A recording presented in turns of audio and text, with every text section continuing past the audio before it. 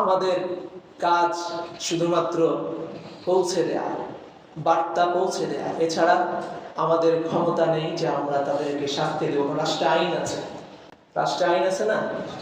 আমাদের দায়িত্ব আমরা পৌঁছে দিব, আমরা আপনাদেরকে জানিয়ে দিব, বলে দিব এটা ভুল পথ, এটা সঠিক পথ, এটা সিদ্ধান্ত আপনারা নেবেন যারা রাষ্ট্রীয় দায়িত্বে আছেন। আপনারা সবাই নিজ নিজ জায়গা থেকে অন্তত একটা প্রতিবাদ করবেন। আপনাদের খুশির কোনো বিষয় হলে সাথে সাথে ফেসবুকে স্ট্যাটাস দেন। বাবা অসুস্থ, মেডিকেলে ভর্তি, সবাই দোয়া করবেন, ফেসবুকে স্ট্যাটাস দিচ্ছেন। এইমাত্র আমার দাদি মারা গেল, সবাই দোয়া করেন, ফেসবুকে স্ট্যাটাস দিচ্ছেন। আর আপনার ধর্মগ্রন্থ, আপনার কোরআনকে নিয়ে অবমাননা করে, তখন আপনার বিবেকে বাধা দেয় না? তখন আপনি একটা প্রতিবাদী পোস্ট করতে পারেন না? আপনারা রেখেছেন ফেসবুকটা শুধুমাত্র এন্টারটেইনমেন্টের জন্য রেখেছেন। কেন ফেসবুক দিয়ে ইসলাম প্রচার করা যায় না? আপনার কাছে যেটা আছে সেটা দিয়ে ইসলাম প্রচার করেন।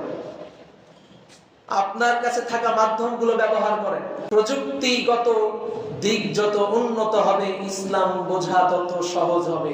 প্রযুক্তি এবং ইসলাম দুইটাকে আমরা আকাশ পাতাল ফারাক করে ফেলেছি। আমরা মনে করছি যে প্রযুক্তির ভিতরে ঢুকে গেলে ইসলাম থেকে মনে হয় খারিজ হয়ে যাবে।